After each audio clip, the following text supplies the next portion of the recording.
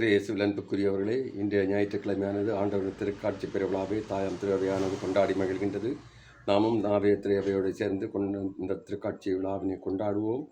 நாம் இறைவனை உள்ளத்தில் ஏற்று இந்த கிறிஸ்துமஸ் புத்தாண்டிலே அடியெடுத்து வைத்திருக்கின்றோம். இறைவன் இந்த ஆண்டு முழுவதும் நம்மளை காத்து வழி நடத்த வேண்டும்.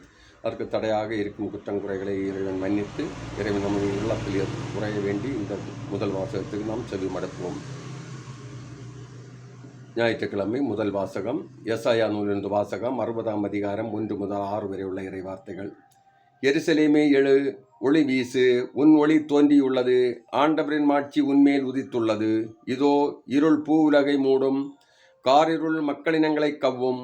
ஆண்டவரோ உன்மீது எழுந்தருளுவார், அவரது மாட்சி உன்மீது தோன்றும். பிற இனத்தார் உன் ஒளி நோக்கி வருவர், மன்னர் உன் உதய கதிர் நோக்கி நடை ஓடுவர்.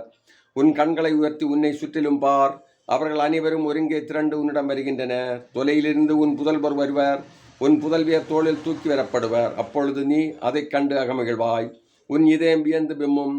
கடலின் திரள் செல்வம் உன்னிடம் கொணரப்படும், பிற இனத்தாரின் சொத்துக்கள் உன்னை வந்தடையும், ஒட்டகங்களின் பெருந்திரள் உன்னை நிரப்பும். மிதியான், எப்பாகு ஆகியவற்றின் இளம் ஒட்டகங்களும் வந்து சேரும். சேபா நாட்டினர் யாவரும் பொன் நறுமணப் பொருள் ஏந்தி வருவர், அவர்கள் ஆண்டவரின் புகழை எடுத்துரைப்பர். இது ஆண்டவர் வழங்கும் அருள்வாக்கு. இறைவா உமக்கு நன்றி.